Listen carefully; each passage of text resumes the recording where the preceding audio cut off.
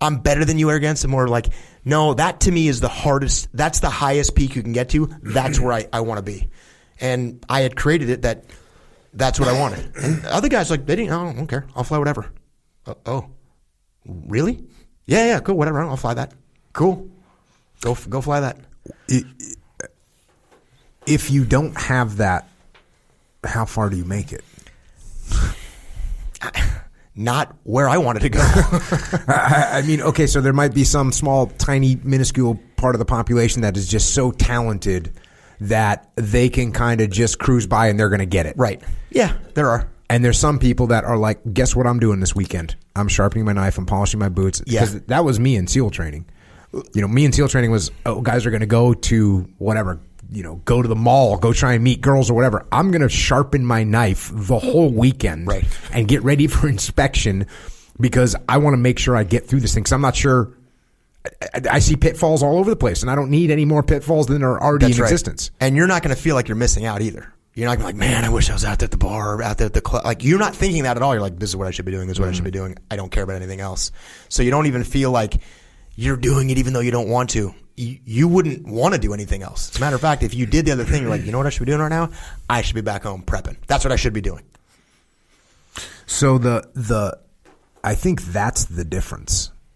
Well, maybe not the difference, but when you talk about ego and you cross-section some humility in there, guess what that equals? That equals someone that's working as hard as they possibly can and holding themselves to the highest possible standard so that they can achieve what they want to achieve. When someone's just arrogant, guess what? They don't do that extra studying. They don't stay and sharpen their knives. They don't. And look, there's a tiny, minuscule percentage chance that they have the natural talent, and it's probably, well, it's I'll tell you, it's a lot easier to get through basic SEAL training just based on the fact that you're a really good athlete and you're decently tough. And if you have that, you can be pretty arrogant and still make it through because you don't really need to do anything extra because you can do a rope climb and you can carry a log around, and it's like, okay, you played whatever, you did track and field and you played football, and you show up and you're 21 years old and you're in really good shape. You can be pretty arrogant and not really have to do anything extra and make it through the program. I bet it's a little bit more challenging. There's probably less people that would fall into that category in pilot school because you get hit with the academics, you get hit with the fine motor skills, you get hit with the natural ability to, like, I remember when I took the test for officer candidate school and they're showing you pictures and what is this plane? They show like I wasn't even going into aviation or anything. They're showing you a plane. Is this thing coming or going? Right. Is this that? And so you're getting hit with those kind of tests as well. So there's got to be there's different types of screening that's taking place that are more, there's a broader modality of screening as opposed to SEAL training. It's like, be cold, do pull-ups. That's not a huge. How much autonomy do you have over your schedule and stuff in SEAL training as well? I'm sure some places you have zero, but do you have a bunch of free time? Do you? Surprisingly, what's surprising to a lot of people is you do have a lot. Yeah. You do have a decent amount of free time, and that is part of the test. Because part of the test is, oh, you want to go get drunk and get in a fight? Cool, you're not here anymore. Right. Because you just got in trouble and we don't need you in the SEAL teams. Oh, you just went and didn't prepare this weekend and now you're failing your third inspection? Cool, we don't need you in the SEAL teams. So there is they have to give you some opportunity. They have to give you enough rope that you can hang yourself, and you certainly can. And there's plenty of guys that did. Yeah. Plenty of guys that got in trouble in town, didn't come back from Mexico in time for muster, and you hit a couple of those things and you're gone. So they give you enough rope. If you're a knucklehead, you'll hang yourself with it. But other than that, if you can do pull-ups and you can suffer, or you can do some rope climbs, like you can kind of just grit through it. And that's why I think I would venture to say that we have a higher percentage of arrogance in the SEAL teams because you're not going to get humbled quite as much as you are in such a selective scenario as going to flight school. Well, going to OCS, going to the basic school, getting down selected to get in, down selected at OCS, down selected at the basic school, down selected at flight school. and then down selected to go to Top Gun. Like that's a bunch of very narrow funnels that you got to get through if you're going to make it all the way to Top Gun instructor. That's a bunch of very narrow things to pass.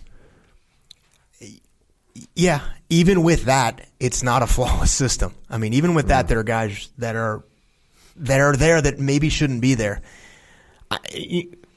I equate, and I'm probably wrong about this, it's just my perception. I equate the SEALs, being a Navy SEAL, as even inside the community of these highly, highly capable special operations organizations throughout the different services, that the SEALs, I elevate them in my own mind, that there's just something unique about that.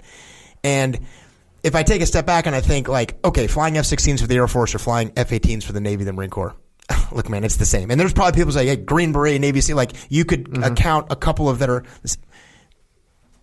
That's not what I had in my mind, that there was a piece that would just set up a tiny bit compared to everything else. That's what I think when I think from the outside of SEALs, or at least can understand someone in your shoes going, that one. Mm-hmm. And I would say when I was 18 and I was raising my right hand to enlist in the Navy, that's what I was thinking. Once I was in and I work with the Marine Corps, I work with the Army Special Forces, I work with the soldiers from the 101st Airborne, I realized there's guys here that are 10 times better than me. And they're in a ground pounder in an infantry unit. Yeah.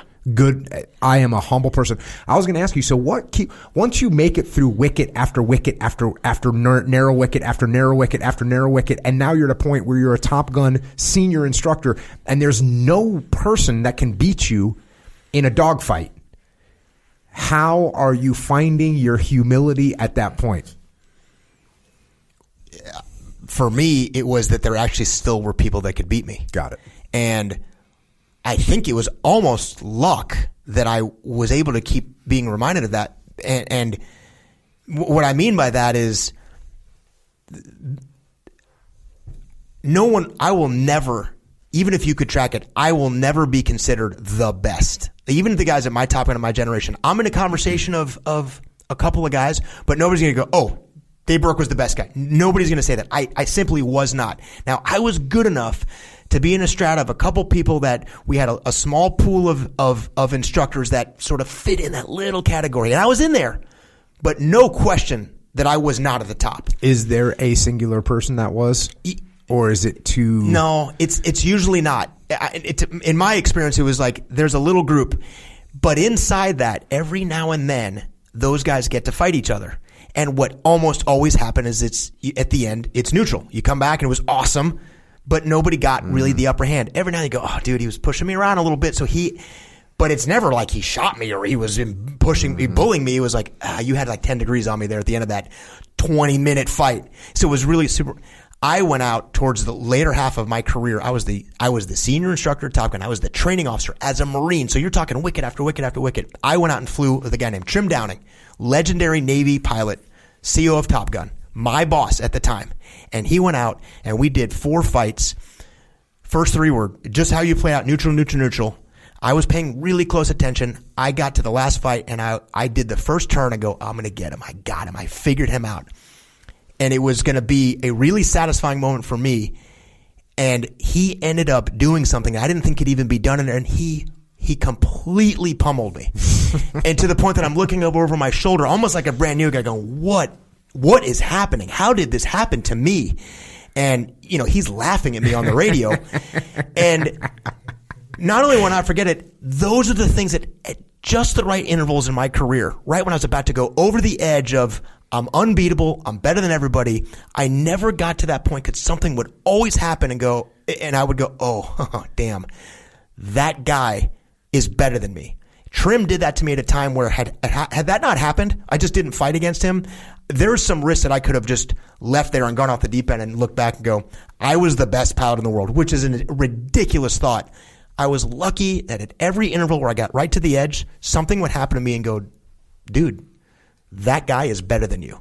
And it happened just enough. Mm-hmm. Now, that doesn't happen to a lot of people. And what do you mean that doesn't? What doesn't? The reminder, there are people that manage to get through and not have that experience happen. Right. And the irony is that there's more humility at Top Gun than you would think, because it keeps happening. When you get stratified in an organization like Top Gun, that is humbling, because everybody gets there for the same reason. You get there because you are the best. And then you get there, and then you kind of start stratifying inside that. And that little tier that I was talking about, that little line, and then the 3 or 4, everybody knows who those guys are. Everybody, especially if you're not one of them. And that is a humbling thing in and of itself. And if you make it up there, the only risk is if you kind of believe it like, oh, I'm here because I'm better than everyone. If you don't get beat at some interval, that's where you can kind of go, hey, I have done something that nobody else can. I've made it to a place that nobody else can make. That fight against Trim, you could call him right now, and he would know exactly what I'm talking about. Because he also knew it from he had been this was his 3rd time on the staff as an instructor. He'd been there 3 times. He had seen it all. And the crazy part about that were the first 3 fights a setup? I don't think so. I really don't. I think the setup for him was the second merge of the 4th fight, where I looked over and I'm like, he's slow. He can't make this turn. He can't do this maneuver. I can draw it out. I unload, and I said, he doesn't have the airspeed to fly over the top. He can't do a loop in this case. The difference was, as my threshold for loop airspeed, which was really low, his was lower than mine. And that's something. Why? Because of his aircraft? Because of his skill, his ability to fly. So we'd have a thing called. So you could do for instance, you could do a loop in a half a mile, and he could do one in a quarter mile. It's more of speed, but yeah. So we had a thing called min vertical airspeed. We would teach guys below 150 knots, you cannot go over the top. You can't loop your jet. We did that to keep people from, spinning airplanes out of control.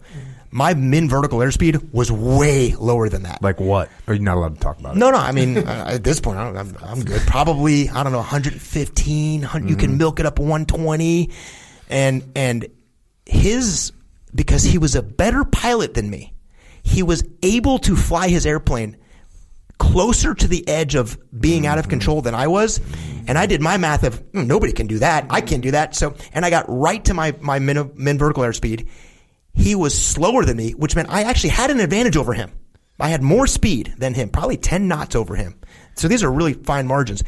But that 10-knot differential didn't affect him as much as it affected me. So when I went up, and I literally looked this way, thinking he'd be falling off. You looked to the left. And he wasn't there. And I'm like, well, where else could he be? And he was actually inside my turn above me. And I'm part of me is thinking, like, you physically can't do that. Like, physics won't allow that. The only thing that allowed it was, and you remember Dan Pedersen talking about flying the airplane beyond the capability. That's what I was thinking. And at the end of it, the simplest way to describe it, that guy was a better pilot than I was. He could do something in his machine that I couldn't do, the exact same machine. And the outcome was he wins. Not like a little advantage. It was a lopsided, one-sided. At the end was he's directly behind me laughing at me. If you can't get some humility from that and go, okay, I've made it all the way up here, and there's still someone better than me. And thank God those things happen to me, Jocko. Like, thank God that happened to me, because I take that with me, and I keep that. And that was a really good lesson for me. Had that been reversed, who knows, man? General Boyd, when Dan Pedersen was talking about the fact that he went to the conference and General Boyd was talking and he's saying, look, this is what the aircraft doing. We can do it. We can calculate more. And all the Top Gun guys are going, we can do things that are beyond that. That's right. And what that reminds me of is that you'll be doing jiu-jitsu with someone and they'll have some capability that's not normal. The 2 capabilities that might not be normal. One is flexibility. Someone that's massively flexible, and you get past their guard and you think you're past their guard, and there's no human that's going to be able to take their leg and put it back in front of you, and yet they do it. Or someone that's just psycho strong, and you get a cross side on them and they kind of bridge and get a position with their hands, and you go, what are you going to do? Push me? Oh, they push you off of them. And that's pretty freaking crazy. But it's a similar thing that there's no possible way. You think there's no human that's going to put their leg in front of me right now.